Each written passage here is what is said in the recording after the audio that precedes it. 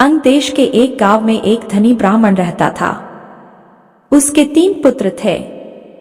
एक बार ब्राह्मण ने एक यज्ञ करना चाहा। उसके लिए एक कछुए की जरूरत पड़ी। ब्राह्मण ने तीनों भाइयों को कछुआ लाने को कहा।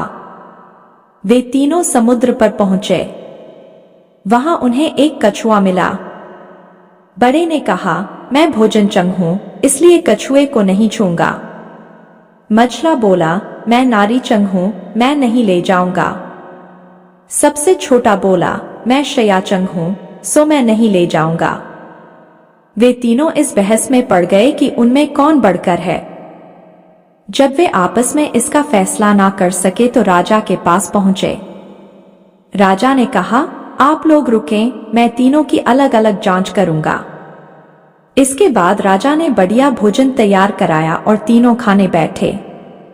सबसे बड़े ने कहा, मैं खाना नहीं खाऊंगा, इसमें मुर्दे की गंध आती है, और वह उठकर चला गया। राजा ने पता लगाया तो मालूम हुआ कि वह भोजन श्मशान के पास के खेत का बना था। राजा ने कहा, तुम सचमुच भोजनचंग हो, तुम्हें भोजन की पहचान है।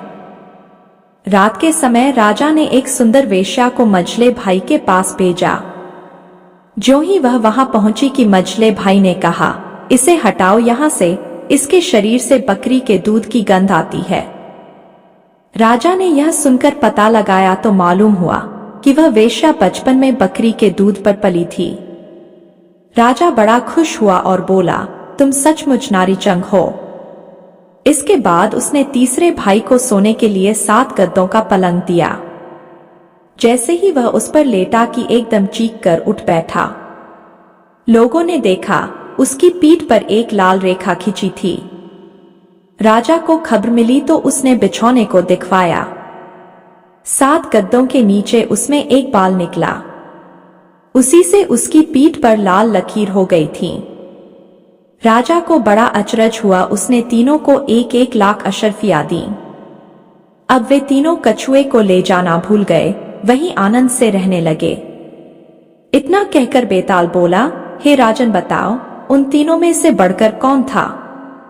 राजा ने कहा, मेरे विचार से सबसे बढ़कर शयाचंग था, क्योंकि उसकी पीठ पर बाल का निशान दिखाई दिया और ढूंढने पर बिस्तर में बाल मिला भी। बाकी 2 के बारे में तो यह कहा जा सकता है कि उन्होंने किसी से पूछकर जान लिया होगा। राजा का जवाब सुनते ही बेताल फिर से पेड़ पर जा लटका। राजा वापस गया और उसे पकड़ कर ले आया। दोस्तों, इस कहानी से आपने क्या सीखा, कमेंट करके जरूर बताएं। दोस्तों, कहानी अच्छी लगी है तो इस वीडियो को लाइक करें और ऐसी ही कहानियां सुनने के लिए हमारे चैनल को भी सब्सक्राइब करें। धन्यवाद।